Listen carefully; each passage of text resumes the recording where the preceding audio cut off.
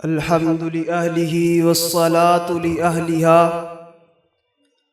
أما بعد فأعوذ بالله من الشيطان الرجيم بسم الله الرحمن الرحيم إنما يريد الله ليذهب عنكم الرجس أهل البيت ويطهركم تطهيرا وقال النبي صلى الله عليه وسلم او کما قال علیہ الصلاۃ والسلام، کس ادا پہ جان دوں تو ہی بتا اے جان جانا، کس ادا پہ جان دوں تو ہی بتا اے جان جانا، میں جس ادا کو دیکھتا ہوں وہی حسن کی تصویر ہے۔ میرے لیے انتہائی عزت کے قابل عزیزان من اور میرے سامنے انصاف کا قلم تھامے منصفین کرام، آج کی اس پروقار پر رونق بابرکت تقریری مسابقہ کے اندر میں جس ہستی کے شان و مقام، رفعت و بلندی کے بارے میں چند لمحے آپ حضرات سے جستجو کرنے کی جسارت حاصل کرنا چاہتا ہوں، وہ ہستی نواسہ رسول، پیکر اخلاق، پیکر حسن و جمال، صبر و سخاوت، حکمت و عبادت اور امت محمدی کی وحدت کے لیے بے مثال عملی تصویر ہے، جو دنیا کے جن کی زندگی سے تاریخ بنتی ہے، جن کے قدموں سے تقدیر بدلتی ہے، وہ حضرت حسن رضی اللہ تعالی عنہ کی ذات عالی ہے۔ جی ہاں سامعین محترم، حضرت حسن رضی اللہ تعالی عنہ ایسی ہی ذات ہیں کہ جن کے چہرے پہ نور نبوت کی تجلی اور جن کے اخلاق میں محمدی سکینت اور جن کے زبان سے نکلنے والا ہر جملہ رحمت کی لکیر بن جاتا ہے، جن کی ولادت نور نبوت کے گھر میں ہو اور جن کا پلہ نبی کریم صلی اللہ علیہ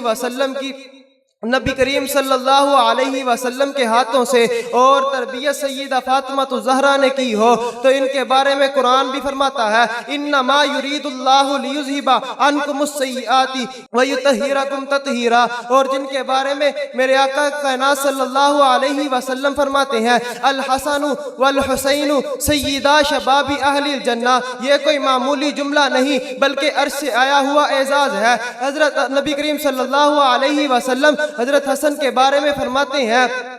کہ حضرت حسن میرے دل کا ٹکڑا ہے، میں اسے اپنے کندھے پر اٹھاتا ہوں، اپنے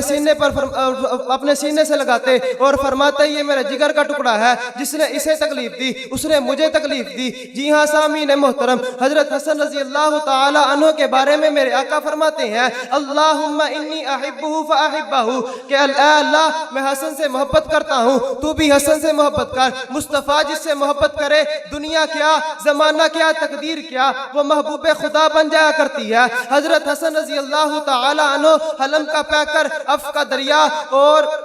حضرت حسن رضی اللہ تعالی عنہ عفو کا دریا۔ جی ہاں سامعین محترم، حضرت حسن رضی اللہ تعالی عنہ کے حلم و برداشت کی مثال دنیا و کائنات میں کم ملتی ہے۔ ایک مرتبہ نبی کریم صلی اللہ علیہ وسلم کے پاس کوئی بد زبان شخص نبی کریم صلی اللہ علیہ وسلم سے بد کلامی کرنے لگا، بد کلامی کر رہا تھا۔ حضرت حسن رضی اللہ تعالی عنہ نے جواب میں فرمایا او بھائی، اگر تجھے کپڑے پہننے کے لیے چاہیے تجھے کپڑے دیتے ہیں، اگر تو بھوکا ہے تو تجھے کھانے کے لیے کھانا دیتے ہیں، اگر تو بے گھر ہے تجھے رہنے کے لیے گھر دیتے ہیں۔ تو پھر شاعر بھی کیا خوب کہتا ہے کہ وہ حسن ہے کہ جس کی صورت میں تھا نور مصطفیٰ، وہ حسن ہے کہ جس کی صورت میں تھا نور مصطفیٰ، جن کے اخلاق سے جل کے جمال مصطفیٰ، صلح کی فصل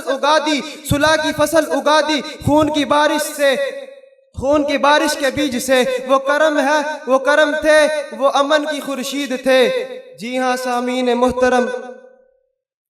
حضرت حسن رضی اللہ تعالی عنہ امت مسلمہ کے درمیان امت مسلمہ کی قرب۔ سامعین محترم، حضرت حسن رضی اللہ تعالی عنہ نے